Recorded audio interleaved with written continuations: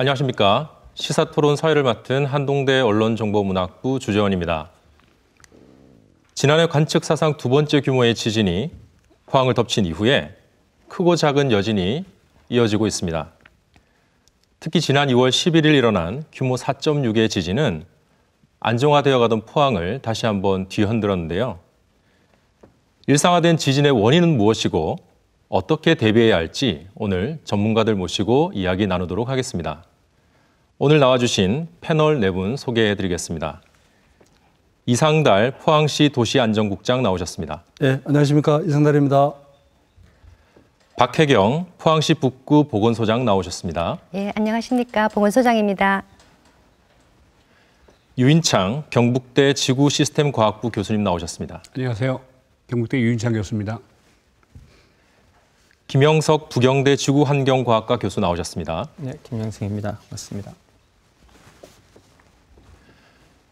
지난해 11월 15일을 기점으로 포항 시민들의 삶은 많이 바뀌었다고 해도 과언이 아닌데요.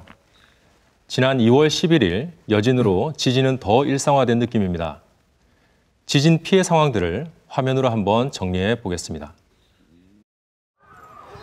지난해 11월 규모 5.4의 지진 이후 어느 정도 안정을 찾은 듯한 포항에 다시 규모 4.6의 강한 여진이 찾아왔습니다. 평온한 휴일 새벽을 뒤흔든 지진에 시민들은 또다시 충격에 빠졌습니다. 국가 재난정보관리 시스템에 등록된 피해 접수만 수천 건이며 읍면동별로 접수한 잠정 피해 신고는 수만 건에 달합니다. 한때 폐쇄를 검토했던 흥해체육관 대피소에는 다시 이재민의 발길이 늘었습니다. 이따르는 강진과 여진으로 인한 지진 공포로 심리 상담을 받는 시민들도 10,000명에 가깝습니다. 진앙에 가까운 포항 흥해 인구는 급격히 줄어들고 얼어붙은 지역 경제에도 문제입니다. 더디기만 한 복구는 언제 도시가 제 모습을 찾을지 기약도 없는데 100차례 가까운 여진은 멈추지 않는 상황. 일상화된 지진의 근본적인 대비책 마련이 시급한 때입니다. 지난해 5.4 지진 이후에 지진이 계속 이어지고 있습니다. 특히 지난 2월 11일 일어난 규모 4.6의 여진은 이례적일 정도로 컸는데요. 김영석 교수님, 지난해 지진과는 어떤 관계가 있다고 보시는지요? 예, 저희들이 지금 판단했을 때는 지진에 지금 이번에 발생했던 4.6 지진의 심도나 위치로 봤을 때는 포항 지진, 원래 지진이 5.4 지진의 여진으로 판단이 되고 있습니다. 그래서 이제 여진을 판단하는 원인은 여러 가지가 있는데 저희들이 봤을 때 가장 중요하게 생각하는 것은 규모이고요. 그래서 규모가 일단은 본진의 보통 한 1을 약간 밑으로 가는 그런 규모의 여진들이 보통 발생을 하게 되는데 약간 크긴 했지만은 그런 판단으로서 여진으로 보는 게 맞다고 생각하고요.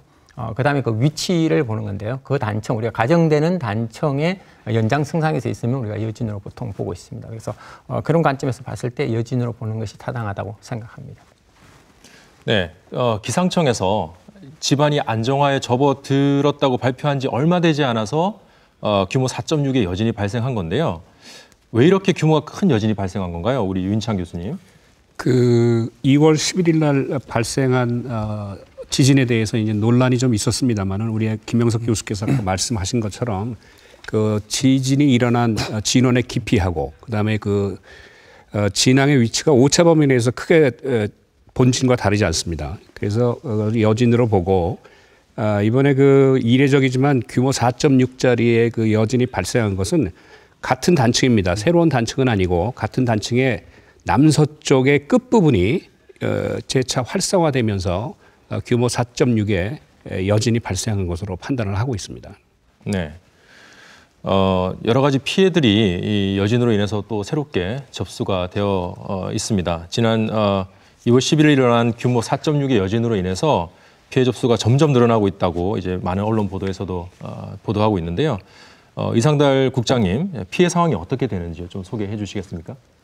예, 1월 15일 그 지진 피해 현황은 그 당시 공공시설이 321건하고 사유시설이 33,677건 해서 약 한 34,000건의 그 546억 정도 피해가 있었고 2월 11일 그 여진에 대한 피해는 공공시설이 101건에 사유시설이 45,932건인데 전체적으로 한 46,000여 건의 그 피해가 사실이 있습니다. 그래서 그 피해 조사에 대한 내용을 조금 말씀을 드리면은 그 현재 이제 풍수의 자연재난 조사 그 기준 기준에 의해서 하다 보니까 여러 가지 제도적으로 이렇게 이제 미비한 점이 또 많았고 지진 피해는 일시에 이렇게 광범위하게 이렇게 피해가 또 왔고 피해 접수 건수가 이렇게 과다하고 그 예진에 대한 또 피해가 계속 막 증가되고 이러다 보니까 사실 절대 조사 기간이 상당히 그 당시에 좀 부족했습니다. 물론 여러 차례 연기를 했습니다.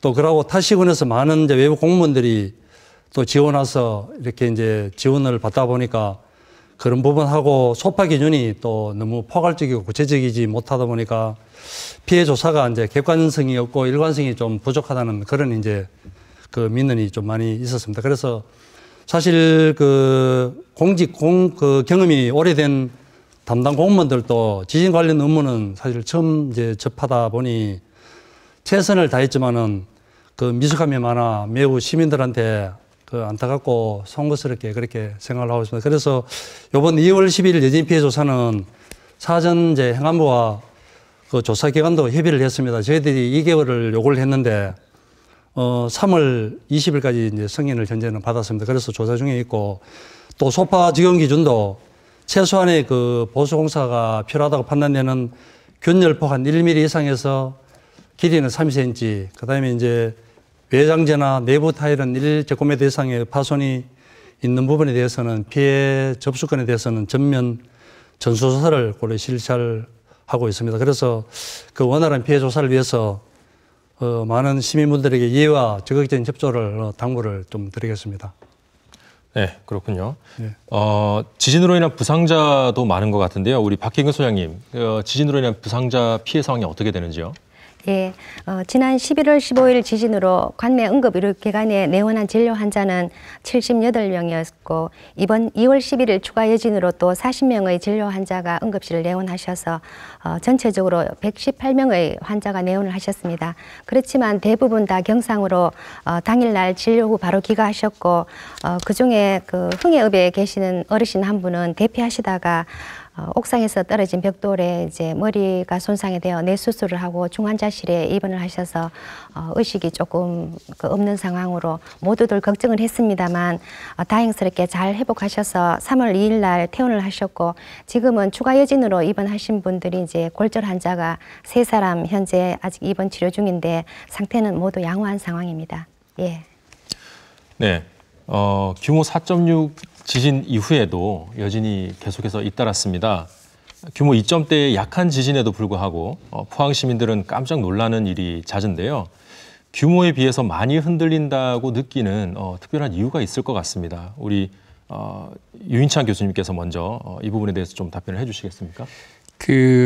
저는 좀 두 가지 측면으로 좀 바라볼 필요가 있다고 봅니다. 그래서 첫 번째는 이제 우리 박 소장님도 나와 계시지만은 그 심리적인 측면이 좀 있지 않나 하는 생각이 듭니다. 우리 옛말에도 그 자라보고 놀란 가슴 소뚜껑 보고 놀란다는 그런 말이 있듯이 원래 그 경험을 하게 되면은 그 다음에 오는 이벤트에 대해서는 더 큰 충격을 받게 되거든요. 그래서 이런 것들에 의해서 좀 심리적으로 좀 충격을 더 받으신 것 같다는 말씀을 먼저 드릴 수가 있겠고요.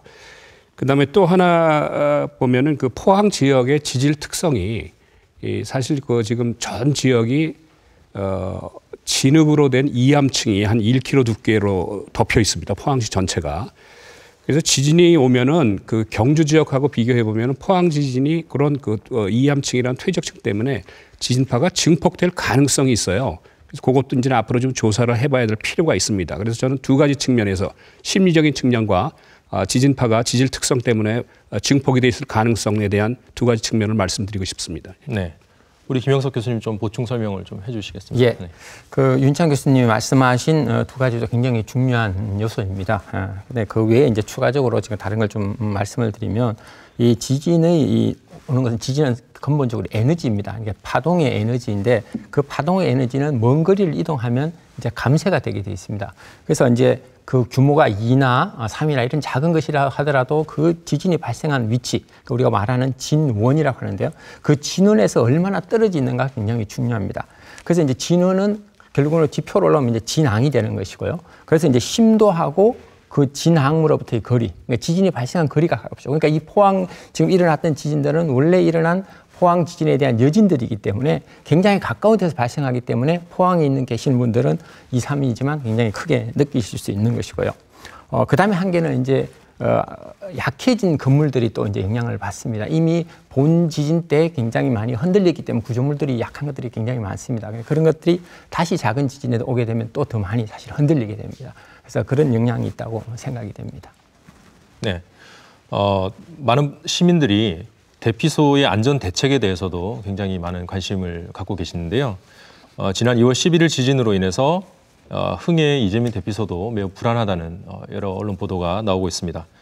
이상달 국장님, 이재민 대피소의 안전 문제와 대책은 혹시 어떻게 수립되고 있는지요? 예, 사실 1월 15일 그 지진 때는 그 흥해 실내 체육관에 특별한 그런 문제가 특별히 이상이 없었습니다. 없는데 2월 11일 4.6 여진이 이제 오고 난 후에 우리 포항시와 시설관리공단 또 민간 그 진단업체가 합동으로 이렇게 점검을 실시한 결과 지붕 철골 트러스 일부가 좀 힘이 좀 발생했고 또 천정 구조 일부 훼손과 조명 등 이탈 등 건물 벽체 등 손상도 일부 좀 발견이 되었습니다. 그래서 이 대피소의 그 안전 확보를 위해서는 정밀 점검을 하고 또 그 결과에 따라 보수 보강을 이렇게 안조치를 할 계획이었습니다만은 현재 계시는 이재민들이 반대를 많이 했습니다. 그래서 이제 수차례 그 협의 결과 정밀 점검에 필요한 최소한의 이제 공간을 만들어주는 걸로 일단 그렇게 협의됐습니다. 그래서 텐트 일부를 이제 좀 철거하고 이제 안전 건물을 설치나 안전장치를 마련해서 현재 점검을 하고 있습니다. 하고 있고, 그리고 현재 이제 그 천정에 있는 대형 스피커나 그다음에 이제 흔들리는 조명 등 또 현관 출입구의 일부 구조물 같은 경우는 이제 위험 요소들은 현재 철거를 완료를 했습니다. 그래서 이제 그 대피소의 장기적인 안전 확보를 하기 위해서 이제 점검을 하고 있는데 3월 말까지 구조 점검 및 그 내진 보강을 완료하고 그 결과에 따라서 이제 이렇게 그 균열 뭐 벽체나 내진 보강 등을 마무리할 그런 계획이 있습니다.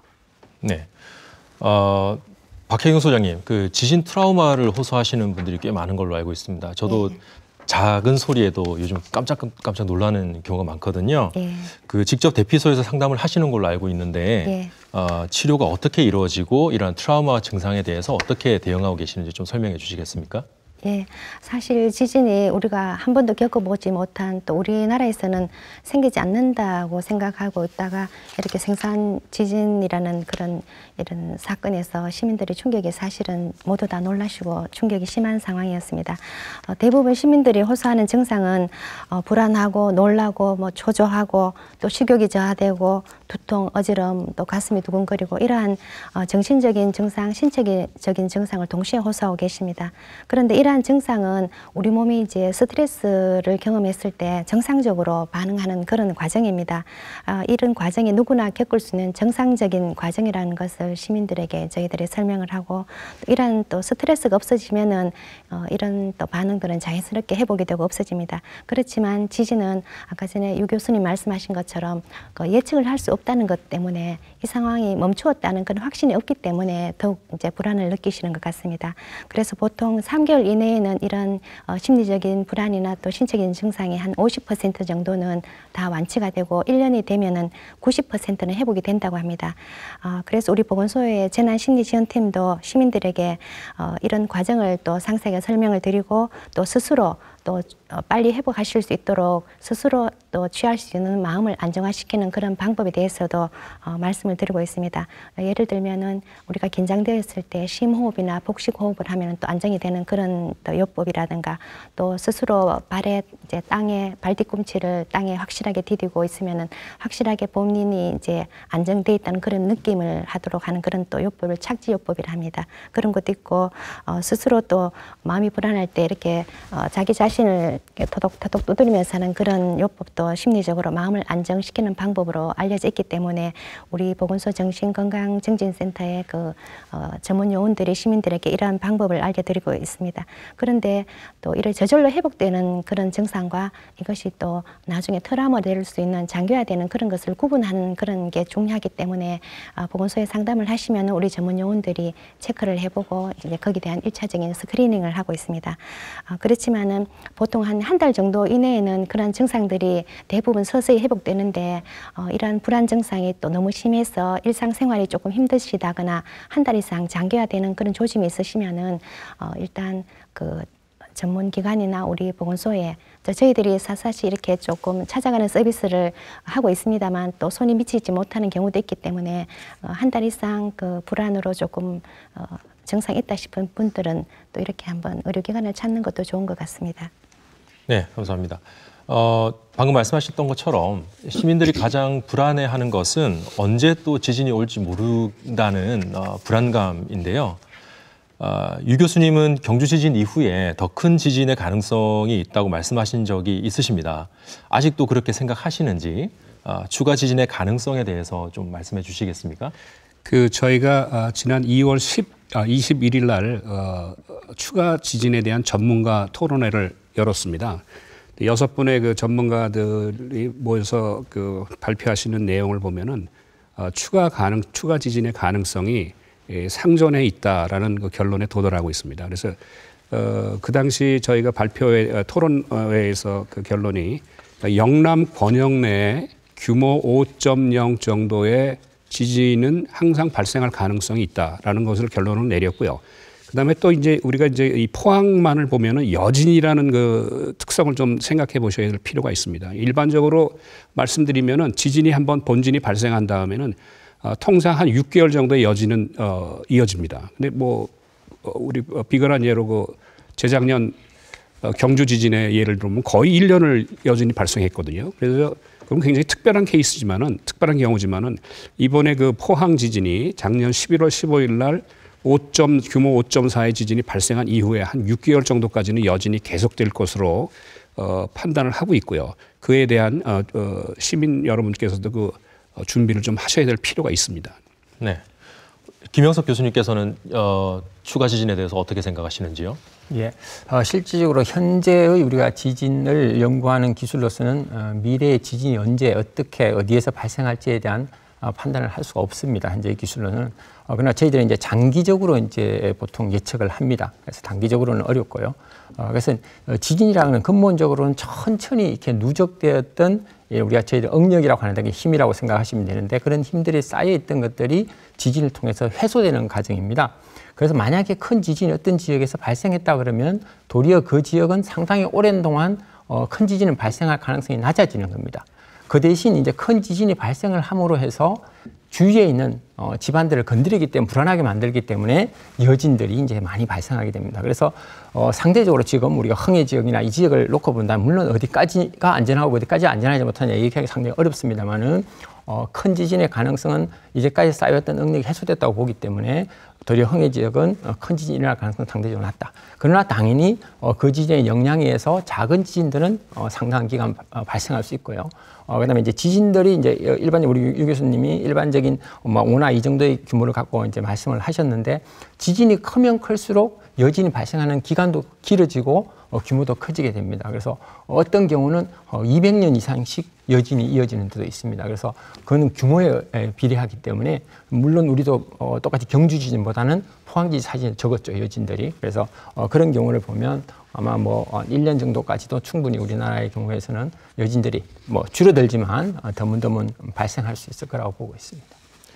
네, 어쨌든 앞으로 여진에 대해서 추가적인 대비책이나 이런 것들이 좀 필요하다고 두 분 모두 생각하시는 것 같습니다.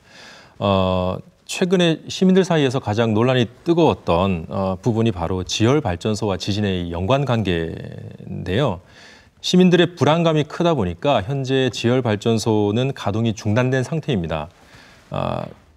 두 분 교수님들께서는 지열발전소와의 이번 지진의 연관성이 어느 정도 되고 발전소가 멈춤에 따라서 지진도 잦아들게 될 것인지 이 부분에 대해서 좀 각자 의견을 말씀해 주시면 좋을 것 같습니다. 먼저 유 교수님께서 말씀해 주시죠. 네, 이 문제가 상당히 그 예민한 문제입니다. 좀 말씀을 좀 드리면은 저희 그 지질학계에서도 요 지열 발전소와 포항 지진의 연관성이 두고서 전문가들이 토론을 벌인 적이 있습니다.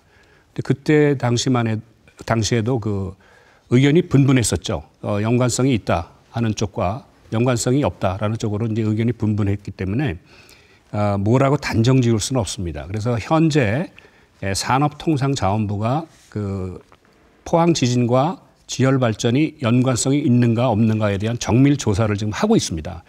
그래서 앞으로는 이런 정밀 조사가 한 6개월 정도가 걸릴 예정인데요. 6개월 후에 산업통상자원부의 결과가 나오면은 이걸 갖고서 판단을 해야 될 문제라고 생각합니다. 네. 우리 김영석 교수님께서는 어떻게 생각하시는지요? 이것은 사실 뭐 옛날 이제 1960년대부터 연구가 되어져 왔습니다. 이제 지진이 우리가 수압을 가합을 하면서 지진을 발생시키면 그 수압에서 가장 작은 미소 규모의 지진들이 발생한다고 알려져 있습니다. 그러나 지금 이번에 발생했던 우리가 그 포항의 지진은 만약에 거기에 수압을 굉장히 가하면서 물의 양은 상대적으로 다른 외국의 사례에 비해서 적게 넣습니다. 그런데 수압을 좀 상당히 좀 많이 넣죠. 그런데 이제 이런 경우에 있어서는 우리가 우리가 정압이라고 해서 우리가 영어로 노멀 스트레스라고 하는데 노멀 스트레스를 줄여줘서 단층을 이제 쉽게 좀 움직이게 할 수 있는 가능성이 있습니다. 그래서 그런 가능성 때문에 이제 촉발을 시켰다고 이제 생각하시는 분들이 계신 것 같습니다. 일부. 그러나 그것을 정확하게 어느 정도까지 몇 %까지 영향을 미쳤냐 이거는 상당히 어려운 문제입니다. 연구를 뭐 굉장히 많이 해도 풀기가 상당히 어려운 문제이기 때문에 지금 당장 어떻게 말씀을 드리기는 굉장히 어려운 것 같고요. 그러나 이제 주지진에 의한 여진은 상대적으로 줄게 되어 있을 것이고 수압 그걸 우리가 이제 화력 발전소가 멈췄기 때문에 그 물을 주입해서 생기는 지진은 당연히 줄어들겠죠. 바로 그거는 영향이 나타납니다. 그러나 주지진이 있어서 나타났던 여진은 여전히 상당 기간 계속될 것이라고 보고 있습니다. 네. 지열발전소 관련해가지고 포항시의 입장도 아마 있을 것 같은데요. 이상달 국장님께서 좀 말씀해 주시죠. 예, 두 분 교수님 말씀 잘 들었습니다. 근데 지진 발전소 관련해서 시민들이 워낙에 관심이 많기 때문에 말씀을 좀 드리겠습니다. 조금 전에 우리 그 유 교수님 말씀하신 대로 공사가 현재 전면 중단되는 거는 예, 확실합니다. 확실하고 최근 몇 차례까지 확인까지 했습니다. 그래서 확실하고 사실 본 사업은 그 신뢰를 다 잃는 사업입니다. 그래서 산업통상자원부에서 우리 시에서는 강력하게 폐쇄를 지금 건의를 하고 있는 중입니다. 그래서 더 나아가서는 원상 회복과 또 인과관계를 철저히 조사해서 해달라는 그런 요구를 지금 현재 하고 있습니다. 그래서 그 현재는 정부 차원의 그 조사위원회가 현재 이제 구성이 됐고 현재 그 3월 중에 정밀 조사를 착수할 예정에 좀 있습니다. 그래서 저도 우리 시에서는 지역 주민들이 의사 반영을 위해서 우리 시에서는 하던 총력을 그렇게 기울일 계획에 있습니다. 예. 정밀조사단에 포항시 관계자분도 당연히 들어가는 건가요? 그 현재 구체적으로 아직 통보를 받지는 못했는데 정확한 인원은 사람은 모르겠는데 현재 조사위원은 11명이고 자문위원은 20명에 좀 구성되는 걸로 그렇게 알고 있습니다. 네. 이 지열발전소에 대한 우려와 더불어서 또 다른 우려의 대상이 바로 원전과 관련된 이 불안감인 것 같습니다. 경북 동해안은 국내 원전의 절반이 운영되는 지역이기 때문인데요. 지진으로 인한 원전 피해 가능성이 얼마나 되고 또 어떻게 대비해야 하는지에 대해서 먼저 우리 유 교수님 한번 좀 말씀해 주시겠습니까? 네, 현재 지금 우리나라 원전은 규모 6.5의 지진에 견딜 수 있도록 내진 설계가 다 되어 있습니다. 그렇기 때문에 이번에 재작년에 경주 규모 5.8의 경주 지진과 이번에 5.4 규모 5.4의 포항 지진에도 별 지장이 없는 것으로 그다음에 전혀 문제가 없는 것으로 지금 보고가 되고 있거든요. 현재로서는 피해 가능성은 없습니다. 네, 우리 김영석 교수님. 네. 예, 지금 현재 원전이 여러 번 만들어졌거든요. 그러니까 옛날에 만들어진 원전이 있고 최근에 만들어진 원전이 있고.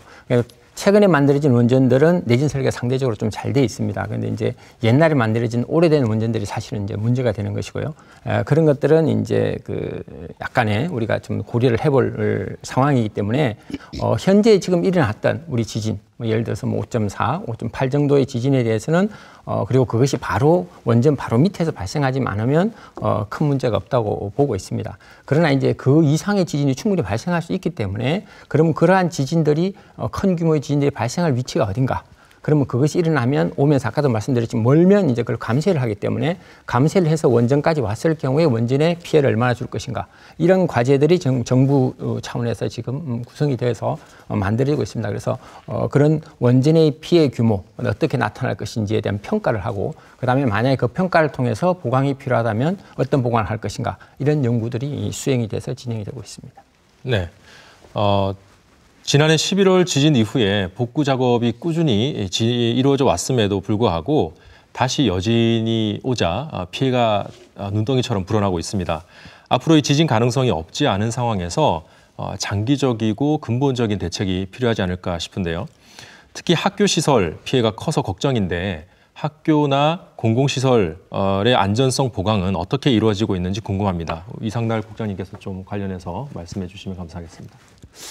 예, 지진은 이제 근본적으로 이렇게 대책이 있어야 되는데 우선 단기적으로는 이제 피해 지역에 대해 우선 보수 보강을 먼저 우선 추진할 계획입니다. 계획이고 이제 그 추진 내용 중에서는 우선 이제 피해 주택에 대한 내진 보강이 지금 가장 급선무라고 생각이 듭니다. 그래서 중앙 정부에 국비의 50% 지원을 현재 요청을 했습니다. 그래서 지방비 한 30%, 자부담 한 20% 해서 내진 보강을 해야 될 이 부분이 중요하고 또 소규모 주택 정비나 또 상가 리모델링 이런 부분에도 사실 지원이 좀 분명히 있어야 됩니다. 그래서 이런 걸 지원하기 위해서는 특별법이 빨리 조기에 제정이 돼야 된다고 하겠습니다. 그리고 이제 장기적으로는 지진 피해 지역에 대해서 이제 재개발이나 재건축 등이 이제 추진되어야 하고 또 이제 재난이 발생했을 때 다목적 재난 대피 시설 등이 건립이 돼야 됩니다. 그래서 현재 그 우리 시에서는 300억 예산으로 한 6개소에 2019년까지 현재 설치 계획에 있는데 금년 2018년에는 한 100억 원의 예산으로 2개소를 먼저 현재 설치 추진 중에 있습니다. 있고 또 지진 예방 교육을 위한 그런 국립 지진 안전 교육장 등도 설치가 꼭 이제 필요하다고 그렇게 생각을 하고 있고 특히 이제 피해가 많은 흥해 지역은 이제 도시 재생 사업을 지금 추진을 하고 있습니다. 그래서 현재 LH와 합동으로 6월까지 현재 이제 용역에 시행에 들어가 있습니다. 있고 상반기 중에 이제 특별 재생 지역에 대한 지정이 완료되면은 7월부터 본격적으로 이제 사업에 그렇게 추진할 계획이 있습니다. 계획이 있고 근본 도시 재생 뉴딜 사업은 일반 사업과는 달리 이제 재난 대응형 사업으로 모범 이렇게 시범 사업으로 그렇게 추진할 계획이 있다는 말씀을 또 드립니다. 그리고 학교 지진 안정성 보강 문제는 정말 중요합니다. 여러 가지 취약계층이나 다중공용 공공시설이 최우선 보강이 사실은 되어야 합니다. 그래서 정부 차원의 적극적인 이제 지원을 요청해 놓은 상태고 특히 학교의 이제 안정성 보강이 매우 중요한 거는 여러 가지 내진 보강 후에 또 유사시 재난 대피 시설로 또 이용을 할 수 있어야 됩니다. 그래서 2018년에 현재 168억의 예산이 확보를 해서 관내 184개 학교 교사동 257개 동에 현재 103개 동이 내진 보강이 완료되었고 나머지 154동에 대해서도 올해 내에 그 내진 공사를 마무리할 계획에 그렇게 있고 공공 건물에 대한 안정성 보강도 현재 내진 성능 평가 실시 중에 있으며 또 다중 집합 시설을 비롯한 공공 시설물에 대한 정밀 안전 진단 및 내진 성능 평가를 지속적으로 실시해서 본격적인 그런 내진 보강 대책을 수립할 예정에 있습니다. 네. 건축물의 복구도 중요하지만요. 이 정신적인 피해에 대한 지원이나 대비도 필요할 것 같습니다. 박혜경 소장님께서는 이 부분에 대해서 어떤 대책 필요하다고 생각하시는지요? 예, 그 시민들께서 또 뭐 이런 재난의 의료비 지원에 대한 그런 문의도 많으셨습니다. 실제로 이제 의료비 부담이 과중한 그런 분에 대해서는 현행의 긴급복지지원제도나 또 사회복지공동모금회에서 지원하는 제도가 있었기 때문에 지원 기준에 부합하는 대상자들에게는 의료비 지원이 되었고, 특히 이번 지진으로는 이재민에 대해서 6개월간 한시적인 의료급여 혜택이 되기 때문에 시민들에게 적극적으로 홍보를 해서 또 의료급여가 되면은 모든 병의원이나 약국에서 진료비에 대해서는 본인 부담금은 다 지원이 되기 때문에 이것을 잘 활용하도록 저희들이 홍보를 하고 있습니다. 정신과 진료에도 동일한 혜택을 보실 수가 있습니다. 우리 포항시에서는 또 시민들이 빨리 정서적으로 안정되고 또 일상으로 빠른 복귀를 하실 수 있도록 지진 발생 이후부터 현재까지 지속적으로 또 시민들에게 재난 심리 상담 지원 서비스를 하고 있습니다. 현재까지 정신과 전문 의사, 우리 보건소 정신건강 전문 요원 등이 총 노계로 한 1,900여 명 정도 인력이 투입이 되어서 지금까지 시민들 9,000명 정도에 대한 심리 상담 서비스를 실시했습니다.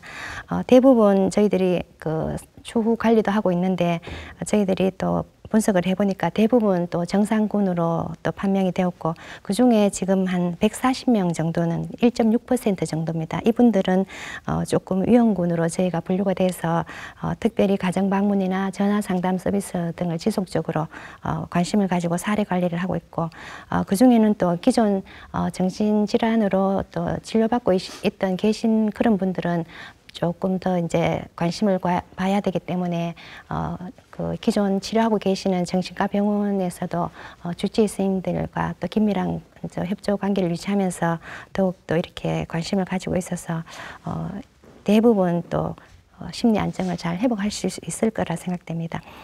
그리고 또 이런 또 지진이 이제 이번으로 종료가 된 것이 아니라 앞으로 또 상시 대비 체제가 돼야 되기 때문에 우리 이제 포항시에서도 재난 심리 지원에 대한 그런 상시 대비 체제를 구축하기 위해서 노력을 하고 있습니다. 그래서 작년 12월 21일에 포항시와 또 관내 정신과 의사 선생님들, 또 종합병원, 또 교육기관, 또 관내 또 대학 교수님들, 또 시의원님들, 또 지역사회보장협의체 위원님들 이렇게 골고루 지역 자원들과 협력 연계 체계를 구축해서 빠짐없이 재난심리 서비스를 효율적으로 구축할 수 있도록 이런 TF팀을 구성을 했습니다. 그래서 이렇게 TF팀이 출범을 해서 제일 먼저 이제 실시한 거는 일단 재난 위기 상황이 발생했을 때 심리적인 현장에서 심리적인 응급 처치가 가능한 그런 전문성을 가진 전문 인력 양성을 많이 하는 것이 우선 시급한 그 필요성으로 인정이 되었기 때문에 전문 인력 양성 교육을 먼저 시행하고 있습니다.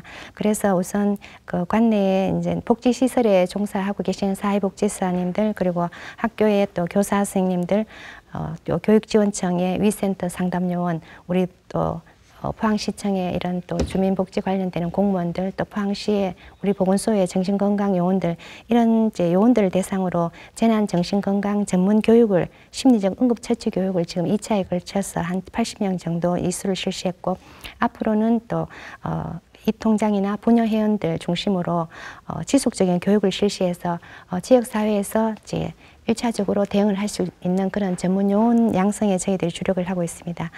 그래서 지진으로 인해서 불안이나 우울 등으로 힘들어하시는 분들을 빠짐없이 찾아내서 저희들이 서비스가 다가갈 수 있도록 그런 체계를 갖추기 위해서 노력하고 있고, 우선 또 3월부터는 또 집중적으로 시민들에게 심리지원 프로그램을 이제 그 시행을 하고 이제 실시를 하게 되었습니다.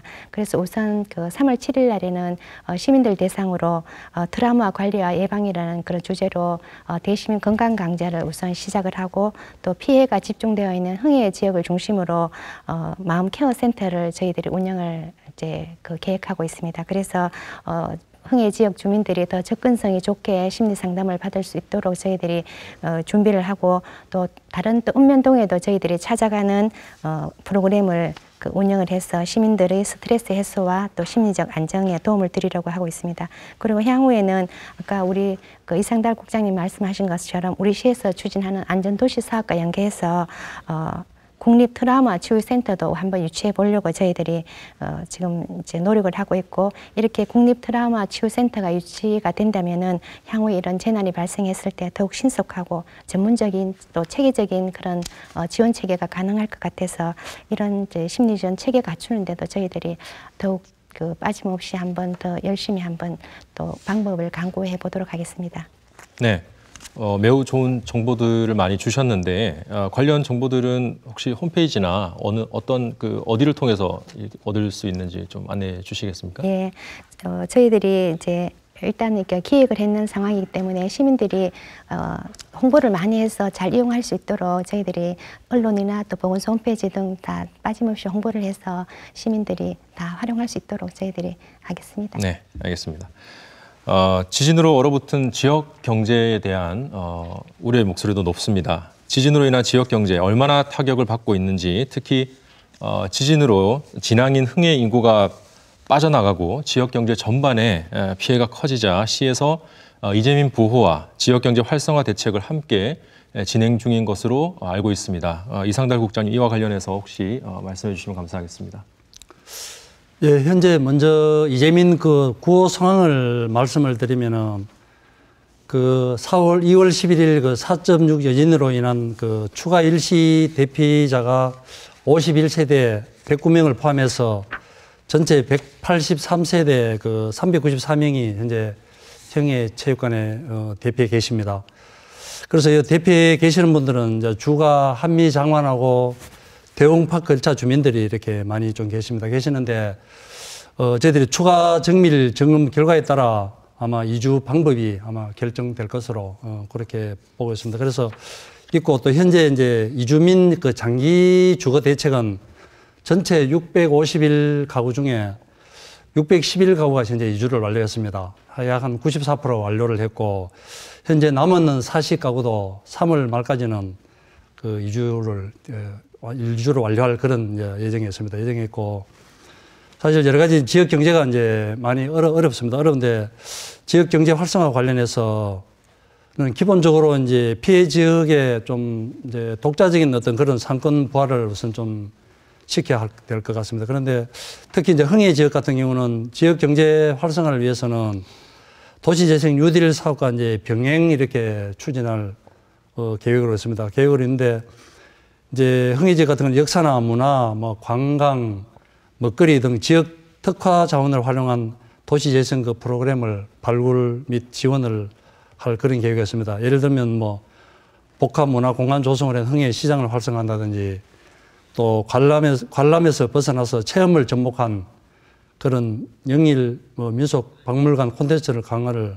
한다든지 이런 부분을 좀 강화하도록 그렇게 하겠습니다. 하고 11월 15일 지진 이후에 이제 단기 지역 경제 활성화 대책으로서는 그 중앙정부와 각각 공공기관의 이제 워크숍이나 각종 행사를 우리 포항시에 많이 지금 현재 유치를 하고 있고, 또 시민들이 그 소비 촉진 분위기를 확산을 위해서 포항사랑 상품권을 현재 300억을 추가 발행을 또 했고, 또 전 업종이 참여하는 그 포항 세일전이 지난 2월 달까지 이렇게 또 실시도 했습니다. 여러 가지 했고, 그래서 이제 구조적인 차원에서는 투자 유치를 또 실적 재고를 좀 해야 될 것 같고, 또 기업 지원 강화를 통한 일자리 창출이라든지, 또 호미반도 해안 둘레길이라든지, 또 관광 명소, 싱싱한 먹거리 등과 연계해서 이제 관광을 활성화시키고, 또 지역 상권 살리기로서 이제 전통시장을 중심으로 한 프리마켓 등 공동 마케팅 지원 사업과 상권 페스티벌 등을 이렇게 추진할 그런 계획이 있습니다. 네, 좋은 정보를 많이 주셨는데요. 그럼 오늘 오신 이 패널 네 분 모든 패널께 제가 질문을 드리고 싶은데, 그럼 이렇게 일상화된 지진을 우리가 어떻게 좀 지혜롭게 대비할 수 있을 것인지에 대해서 각자 한마디씩 해주시면 감사하겠습니다. 먼저 유인찬 교수님께서 한마디 해주시죠. 네, 그 일상화된 지진을 저희가 이제 어떻게 대비할 것인가 굉장히 큰 문제인데요. 제가 지난 11월 15일 날 포항 지진이 발생한 이후에 피해 현장을 거의 매주 조사를 하고 있습니다. 그 조사 과정에서 제가 참 재미나는 결과를 하나 말씀드리면요. 그 진앙지에 있는 흥해초등학교가 본관이 전파가 됐습니다. 근데 그 바로 옆에 또 건물이 있고 그 뒤에 또 건물이 있는데 흥해초등학교 본관은 1969년도에 지어졌고요. 그 옆에 있는 건물은 1992년도에 지었고 그 새천년 기념관은 2012년도에 지어졌어요. 본관은 전파가 됐고 그 옆에 있는 두 건물은 전혀 이상이 없습니다. 이게 왜 그러냐면은 2012년도에 진 새천년 기념관은 내진 설계를 했기 때문에 이번 지진에도 버텼고요. 그다음에 그 옆에 있는 1992년도에 진 건물은 지진 보강을 했기 때문에 이번 지진에 피해가 없었습니다. 이런 걸 보면은 지진이 왔더라 하더라도 내진 설계나 지진 보강이 돼 있으면은 피해를 받지 않습니다. 이것은 우리가 앞으로 어떻게 대비할 것인가에 대해서 아주 하나의 큰 가이드라인을 지침을 주는 예라고 볼 수가 있겠고요. 그다음에 또 하나는 저희가 이번에 여러 지역을 조사하다 보면 필로티 구조라는 게 많이 부서진 것을 볼 수가 있는데요. 그거를 이렇게 조사하시는 분들하고 이렇게 대화를 나눠보니까 시공상의 문제점이 많다는 거예요. 그래서 철근을 15cm마다 이렇게 둘러야 되는데 한 30cm로 둘렀거나 이렇게 시공상의 문제가 많아서 그런 피해가 많았었고, 그다음에 이제 아파트들이 무너진 케이스 같은 경우에는 그 구조상 내력벽을 허물어 가지고 확장을 시키기 위해서 내력벽을 허문다든가 이런 것 때문에 이제 피해가 입었었는데, 이런 모든 사항들을 포항시에서는 좀 조사를 정리를 하셔갖고 시의 조례로 만들어서 앞으로는 이런 것들을 하지 못하도록 이제 포항이 이제 지진이 상시로 발생할 수 있는 지역이다. 그러니까 이런 것들은 앞으로 구조상이나 시공상에 철저하게 감독 관리를 하셔야 될 것으로 생각하고 있습니다. 네, 내진 설계와 지진 보강의 중요성에 대해서 말씀을 해주셨습니다. 김영섭 교수님께서는요, 국가활성단층 지도제작 총괄 책임자로 알고 있는데요. 활성단층 연구가 지금 현재 어떻게 진행되고 있고 언제쯤 완성될 수 있는지에 대해서 좀 말씀해 주시겠습니까? 네, 저희들이 이제 국가 전체의 활성단층도를 만들려고 하다 보니까 시간이 상당히 많이 걸립니다. 이제 국민들이나 정부로부터도 사실 이것을 좀 빨리 해달라는 얘기를 듣습니다만은 사실 이 일이 작업이 굉장히 어려운 작업이라서 저희들이 이제 25년을 이제 계획을 하고 있습니다. 그때 2041년 정도나 이제 그것을 만들 수 있을 것으로 보고 있습니다. 그래서 지금 저희들이 이제 이번 2016년에 일어났던 경주 지역하고 그다음에 포항 지역을 이제 포함한 그런 지역을 우선적으로 한반도 남동부 지역을 중심으로 이제 하고 있습니다. 그래서 단계별로 하고 있고요. 지금 1단계를 이제 한반도 남동부를 중심으로 하고 있습니다. 그래서 그런 이제 조사들이 이루어지면 사실은 가장 이제 장기적으로 봤을 때는 가장 확실한 방법이 이 활성단층도를 만드는 게 지진에 대비하는데 가장 중요합니다. 근데 이제 활성단층을 만들 때 저희들이 지금 어려워하고 이제 오늘 마침 방송에 나왔으니까 협조를 구하고 싶은 것이 그 활성단층의 여러 가지 과정을 통해서 밝히는데 가장 중요한 과정이 뭐냐면 우리가 트렌치라고 해서 땅을 파가지고 단층을 직접 보는 과정입니다. 그 뜻을 통해서 이제 단층이 언제 활성화됐는지, 그 다음에 예를 들어서 얼마나 큰 지진을 일으키는지 이런 걸 알아낼 수가 있는데요. 그 땅에 보통 이제 주인들이 이제 사유지죠. 쉽게 말씀드려서 개인이 갖고 있는데 그 땅의 이 조사를 이제 허락을 해 주셔야 되는데 그거를 일부 요즘은 그래서 많이 좋아지셔가지고 허락을 많이 해주시는 분이 계시지만은 일부 분들은 굉장히 이제 우리가 선정하는 위치가 굉장히 중요하거든요. 그래서 협조를 조금 안 해주시는 분들이 계셔가지고 상당히 조사에 어려움을 겪고 있습니다. 그래서 어떤 이러한 조사단에서 협조 요청이 왔을 때는 좀 적극적으로 도와주시는 것이 여러분들 그리고 국민들의 안전에 도움이 된다는 것을 아시고 좀 협조를 당부드리고요. 그다음에 중기적으로 우리가 인천 교수님 말씀하신 내진 설계가 굉장히 중요한 몫을 차지하고 단기적으로는 우리가 대피 요령을 습득하는 것이 지진에 대비하는 지금으로서는 우리가 사실 예보나 예측이 불가능하기 때문에 그것이 가장 중요한 대비라고 생각합니다. 네, 이제 마칠 시간이 다 되어 가는데요. 마지막으로 좀 당부드리고 싶은 말씀 그리고 각자의 영역에서 우리 시민들에게 필요한 말씀, 조언 같은 것들 해주시면 감사하겠습니다. 먼저 박혜경 소장님부터 말씀해 주시겠습니까? 예. 정말 또 우리가 막연하게 그냥 불안하게만 생각하고 있어서는 안 될 것 같습니다.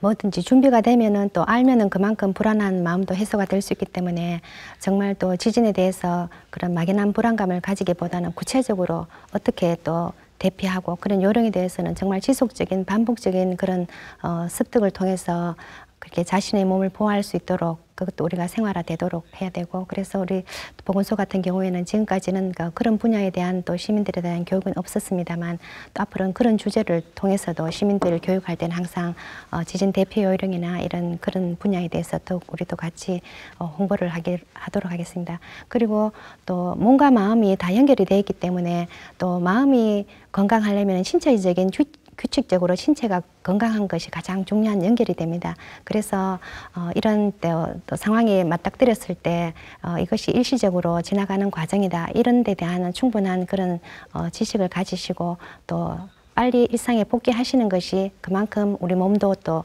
이게 스트레스 상황이 아니라는 것으로 인지를 해서 다 마음의 건강도 회복할 수가 있습니다. 그래서 항상 이런 이제 변화 과정에 대해서 충분히 인식하시고 도움이 필요하신 경우에는 항상 보건소를 또 방문해 주시고, 우리도 또 철저하게 또 이런 이웃에 있는 그런 또 우리가 조금 도움이 필요하신 분들에 대해서는 모두 관심을 가지고 함께 돌보면서 또 이런 재난 위기 상황이 또 우리 포항시에는 많은 기회가 될 수 있도록 재도약할 수 있는 그런 기회가 될 수 있도록 우리 시에서도 총력을 기울이고 있고, 또 모든 분들이 시민들이 함께 또 이웃에 있는 그런 도움이 필요한 분들을 함께 도우면서 이런 상황을 극복해 갔으면 합니다.